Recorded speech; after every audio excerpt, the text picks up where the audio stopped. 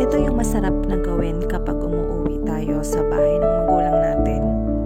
Ay yung pagtambay natin sa kusina at pag-iintindi ng pagluluto kabanding na yung kapatid mo.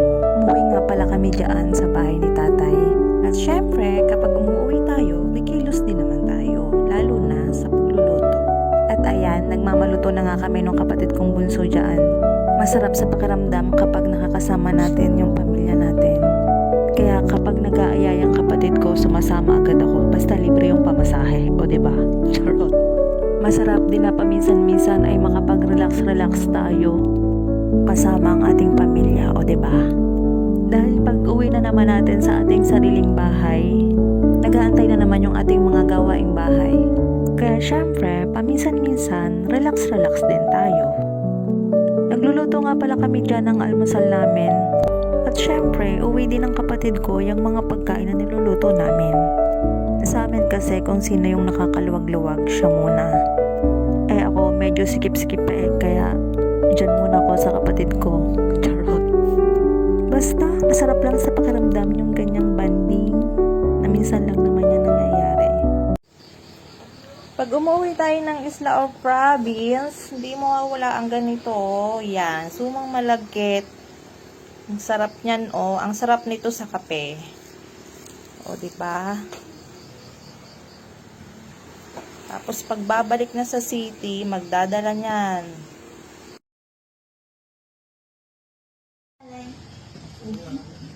Wow.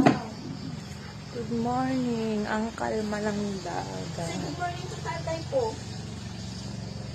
Okay.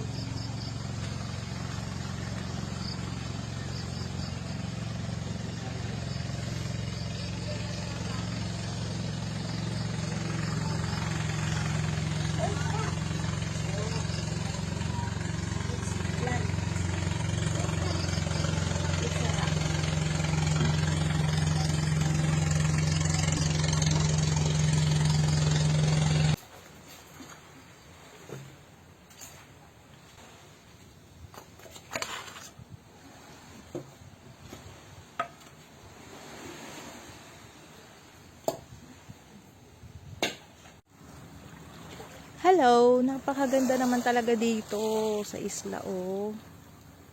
Tingnan nyo naman, napakaganda ng dagat. Kalma. Sarap maligo. Yan po ang view dito. Ayan.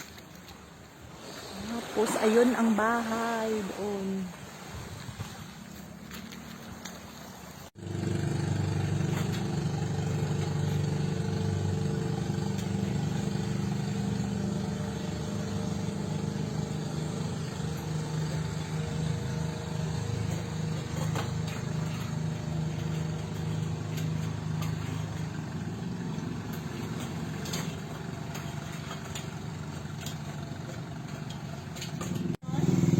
Go, Kuya Louie!